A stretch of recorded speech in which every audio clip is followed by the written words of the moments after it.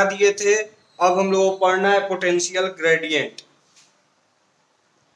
तो potential gradient होता क्या है इसको समझेंगे हम लोग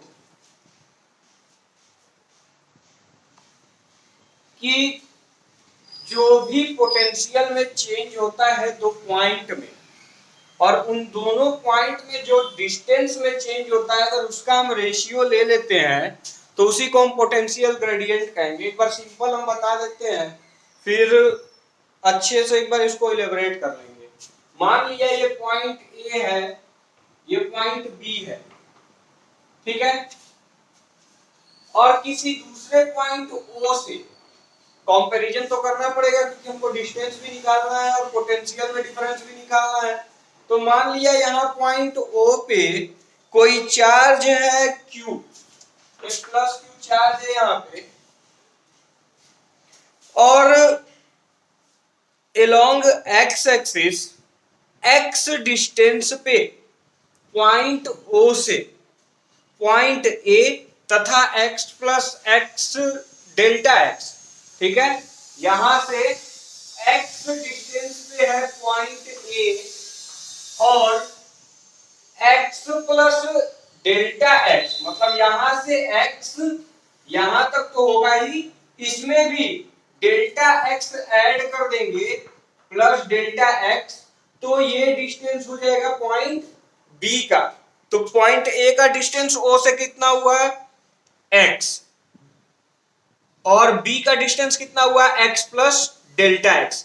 और अब हम ये जानते हैं कि अगर इलेक्ट्रिक फील्ड के डायरेक्शन में ही हम पोटेंशियल फाइंड करने की कोशिश करेंगे, ये प्लस Q है तो फील्ड का डायरेक्शन इधर होगा, तो इसी डायरेक्शन में अगर हम पोटेंशियल फाइंड करेंगे तो with increment in distance there is a decrement in the potential. It means if the potential at point A is V, then the potential at point B will be V minus में delta.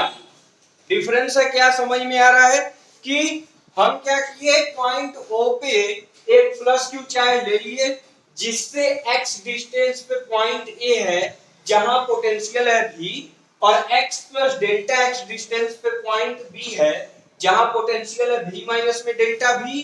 और ये जो delta V हम minus में किए हैं, ये क्यों किए हैं, तो इस प्लस Q की वजह से इलेक्ट्रिक फील्ड का डायरेक्शन ये होगा और इधर डायरेक्शन है, इसका मतलब अगर इसी सेम डायरेक्शन में हम बढ़ते जाएं आगे और पोटेंशियल फाइंड करें तो इसका मतलब है कि पहले वाले पॉइंट पे पोटेंशियल ज्यादा होगा, इसके आगे कम होगा, इसके आगे और कम होगा, इसीलिए पॉइंट ए पे पोटेंशियल हम ज्यादा लिए हैं V, और पॉइंट बी पे हम पोटेंशियल लिए हैं V माइनस में डेल्टा V। कोई कंफ्यूजन किसी को? तो इसके हिसाब से हम पोटेंशियल ग्रेडियंट लिखें तो डेफिनेशन क्या कहता है, पोटेंशियल ग्रेडियंट हम स्मॉल शॉर्ट फॉर्म लिख लेते हैं PG, पोटेंशियल ग्रेडियंट ये कहता है change in potential upon change in distance. यही रेशियो हमको फाइंड करना है कि पोटेंशियल में चेंज कितना हुआ है और डिस्टेंस में क्या चेंज किए हैं हम, और दोनों का रेशियो फाइंड कर देंगे तो हमको पोटेंशियल ग्रेडियंट मिल जाएगा। तो चेंज इन पोटेंशियल कैसे फाइंड करेंगे, तो फाइनल माइनस इनिशियल, फाइनल ये वाला है, इनिशियल ये वाला है, कर लेते हैं V minus delta V, final वाला माइनस इनिशियल हो जाएगा V अपॉन डिस्टेंस x प्लस डेल्टा x माइनस x, ये कैंसिल हो जाएगा, बचेगा माइनस डेल्टा V अपॉन में डेल्टा x, इसी को हम कहेंगे कि पोटेंशियल ग्रेडियंट होगा ये। यहां तो पोटेंशियल ग्रेडियंट के लिए डेफिनेशन तो आता है कि change in potential upon change in distance, ठीक है। तो पहले इसके लिए हमको एक सेटअप बनाना पड़ेगा, तो हम सेटअप बनाएं, लिखे कि let us consider a plus q charge is placed at point O, ठीक है, and at a distance x from the point O there is a point A, ठीक है, with potential V। Same to same हम ये लिखेंगे कि x प्लस delta x distance पे एक पॉइंट है B जिस पे पोटेंशियल हो जाएगा V माइनस में डेल्टा V। हमारा सेटअप तैयार है, हम लिख दिए हैं कि कौन कहां से कितनी दूरी पे है और पोटेंशियल क्या है। यहां पोटेंशियल में जो आपको डिफरेंस दिख रहा है, यहां हम पोटेंशियल भी लिए हैं, यहाँ V माइनस डेल्टा भी लिए हैं। तो इसके लिए रीजन ये होता है कि जब भी आप इलेक्ट्रिक फील्ड के डायरेक्शन में मूवमेंट शो करेंगे तो आगे बढ़ने पे पोटेंशियल घट जाएगा, ठीक है। तो जितना आगे जाएंगे पोटेंशियल उतना घटेगा, इसलिए ए पे पोटेंशियल ज्यादा है, बी पे कम है। अब हम क्या किए, चेंज इन पोटेंशियल फाइंड किए, तो फाइनल माइनस इनिशियल कर दिए, तो v माइनस डेल्टा v, और इसमें से इनिशियल माइनस किया तो माइनस v हो गया। और डिस्टेंस में जब डिफरेंस निकाले, चेंज निकाले, तो फाइनल है x प्लस डेल्टा x, तो ये हो गया माइनस में इनिशियल हो जाएगा x, ये x और ये x प्लस माइनस में कैंसिल, ये भी प्लस माइनस में कैंसिल, ये हमारा रिजल्ट बचेगा और इतना ही पोटेंशियल ग्रेडियंट होगा, ठीक है। तो हम कैसे लिखेंगे relation between electric field and potential gradient, तो यहां पे पोटेंशियल निकाला या यहां पे निकाला, किसी ना किसी टेस्ट चार्ज Q0 को हम लेके आए होंगे, ठीक है, जिसमें F फोर्स लग रहा होगा, और किस डायरेक्शन में लग रहा होगा, तो in the direction of electric field. कहने का अर्थ ये है कि अगर हम Q0 चार्ज को या तो यहां लाए या तो यहां लाए, कहीं भी लाए, तभी ना यहाँ पे पोटेंशियल और यहाँ पोटेंशियल बता पाएंगे। और इस Q0 चार्ज को यहाँ लाने में हमको कुछ वर्क करना पड़ेगा, ठीक है। और वो वर्क हम कैसे निकालते हैं, वर्क कैसे निकालेंगे, फोर्स इनटू डिस्प्लेसमेंट। तो हम क्या करेंगे, सबसे पहले इस Q0 पे जो फोर्स लग रहा है उसको कंसीडर कर लेंगे। तो मान लिया कि F फोर्स लग रहा है, तो हम F इक्वल टू लिखेंगे जब यहाँ पे फोर्स, तो फोर्स का कंडीशन में आप इलेक्ट्रिक फील्ड याद करो, हम electric field E equal to लिखते हैं force upon per unit charge, ठीक है। तो यहां से अगर हम फोर्स निकालेंगे तो Q0 को इधर ट्रांसफर कर देंगे, तो फोर्स क्या आएगा यहां से हमारा Q0E। इलेक्ट्रिक फील्ड में हम ले आए इसको, क्योंकि हमको रिलेशन कैसे फाइंड करना है, इलेक्ट्रिक फील्ड और पोटेंशियल ग्रेडियंट में, ठीक है। तो हम इलेक्ट्रिक फील्ड तो ले आए, अब हमको बस पोटेंशियल ग्रेडियंट ले आना है, मेरा काम बन जाएगा, ठीक। तो अब हमको निकालना है यहाँ पे वर्क। तो आप ध्यान देंगे कि जो हमने मूवमेंट किया वो कैसा है, स्मॉल मूवमेंट है डेल्टा एक्स का, क्योंकि यहाँ पे x डिस्टेंस तक मूव किया था। अब यहां से यहां तक कितना मूवमेंट है, डेल्टा x। तो जब हम वर्क निकालेंगे तो स्मॉल वर्क हमको डेल्टा w मिलेगा, और जब स्मॉल वर्क मिलेगा तो हम इसको क्या लिखेंगे, तो फिर से आप पोटेंशियल वाला डेफिनेशन याद कर लो, उससे एक बार वर्क निकालेंगे और एक बार फोर्स इनटू डिस्प्लेसमेंट से। तो पहले हम फोर्स इनटू डिस्प्लेसमेंट से निकाल लेते हैं, क्यों, क्योंकि फोर्स का डायरेक्शन ये है, ठीक है। तो फोर्स तो इधर है लेकिन हमारा डिस्प्लेसमेंट उल्टा हो जाएगा यहाँ पे, ठीक है, जैसा हम लोग पिछले में लिखे थे। तो हम लिखेंगे force into displacement delta x, लेकिन डिस्प्लेसमेंट कैसा है, निगेटिव, फोर्स के उल्टे डायरेक्शन में, ठीक है। अब इसको फोर्स के लिए यहाँ पे हम ये वैल्यू निकाले हैं, इसको पुट कर लेते हैं, तो लिखेंगे हम delta W is equal to Q0E, और माइनस को बाहर लिख लेते हैं डेल्टा एक्स।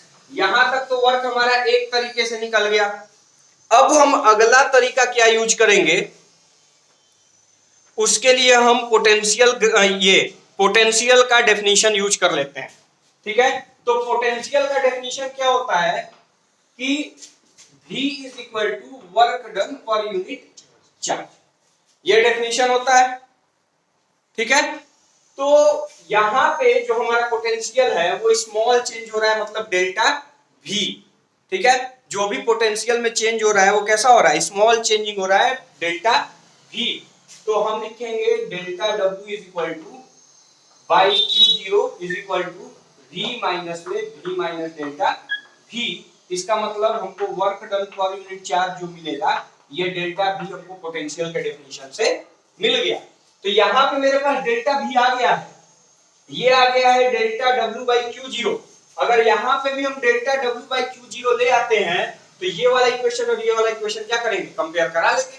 तो इसको Q0 को ट्रांसफर कर दो, ये आ जाएगा डेल्टा W बाई में Q0 is equal to minus E delta x. ठीक है, अब इक्वेशन इसको मान लिया ए, सॉरी ए तो वहां पॉइंट माने हैं, इसको इक्वेशन 1, इसको इक्वेशन 2। अब देखेंगे कि लेफ्ट हैंड साइड इक्वल है, यहां भी डेल्टा W बाई Q0 और यहां भी डेल्टा W बाई Q0, तो राइट हैंड साइड भी इक्वल होना चाहिए। तो हम लिख सकते हैं minus E delta X is equal to delta V। Delta X को इधर ट्रांसफर किया तो minus E is equal to delta V by में डेल्टा एक्स, और माइनस भी ट्रांसफर कर दिया तो E इज इक्वल टू आ गया माइनस में डेल्टा V बाई में डेल्टा एक्स। और अभी हम इसी को पोटेंशियल ग्रेडियंट निकाले हैं ना, अभी यही निकाले हैं कि negative of change in potential upon में डेल्टा एक्स, यही निकाला था अभी जब यहाँ पे हम निकाल रहे थे पोटेंशियल ग्रेडियंट। तो इसका मतलब कि जो इलेक्ट्रिक फील्ड होता है वो पोटेंशियल ग्रेडियंट के इक्वल होता है। ठीक है, अब इसमें कोई समस्या है किसी को तो पूछ ले। और यूनिट के साथ हमको क्या निकालना है, डायमेंशन। तो पोटेंशियल ग्रेडियंट इक्वल टू हमने निकाला माइनस डेल्टा V बाई में डेल्टा एक्स, इसके लिए होता है वोल्ट और इसके लिए होता है मीटर, इसका मतलब वोल्ट पर मीटर तो हो जाएगा इसका यूनिट।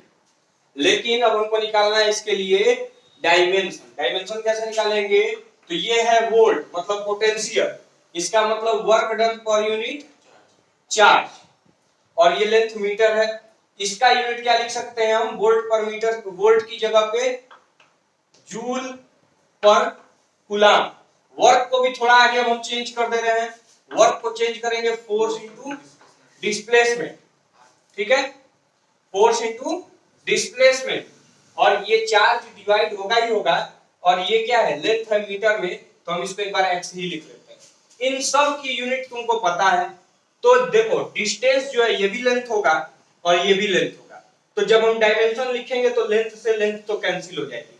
ठीक है, फॉर्मूले में से नहीं कैंसिल कर रहे हैं, डायमेंशन में डिस्टेंस भी लेंथ है और ये x जो है ये भी डिस्टेंस था, ये भी लेंथ है, तो इसको कैंसिल कर दिया। फोर्स के लिए क्या होता है mlt पावर -2, और चार्ज, तो चार्ज बराबर q बराबर होता है it, I है करंट तो a और t का पावर 1, तो नीचे से ऊपर जाएगा तो माइनस, तो हम लिख देंगे इसी को यहां से अपॉन में ये रहेगा at, और यहां पे हम लिख देंगे ऊपर mlt पावर -3 a पावर -1। ये पोटेंशियल ग्रेडियंट का हो जाएगा डायमेंशन, और बहुत पूछा जाता है। ठीक है,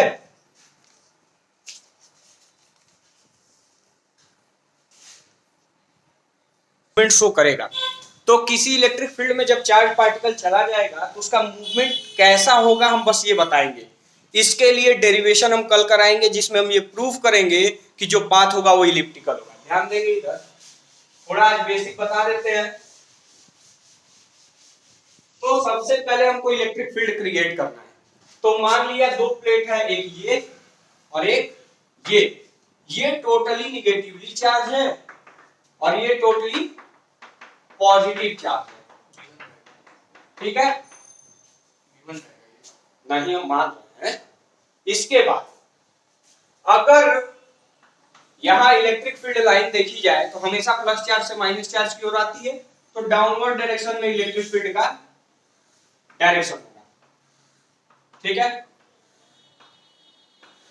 ये इलेक्ट्रिक फील्ड का डायरेक्शन होगा। अब इसमें कोई चार्ज पार्टिकल इंटर कर गया, हम इलेक्ट्रॉन मान रहे हैं क्योंकि एलिमेंट्री चार्ज पार्टिकल हम उसको मानते हैं। प्रोटॉन इसलिए नहीं ले रहे हैं क्योंकि न्यूक्लियस से बाहर निकालना थोड़ा मुश्किल काम है। इलेक्ट्रॉन जब यहां में इंटर करा दिए, मान लो सीधा आके इलेक्ट्रॉन इंटर कर गया, तो ये तो सीधा जाएगा नहीं। क्यों नहीं जाएगा, तो इस पे हम विचार करेंगे कि इलेक्ट्रॉन खुद निगेटिवली चार्ज है यहाँ पे, तो ये निगेटिव चार्ज का रिपल्सन फील करेगा और पॉजिटिव चार्ज का अट्रैक्शन फील करेगा। तो इसका जो डायरेक्शन होगा वो कुछ ऐसे हो जाता है। ठीक है, और हमको ये प्रूफ करना है आगे जाके, जिसको हम कल प्रूफ करेंगे कि ये जो पाथ है ये पैराबोला होगा।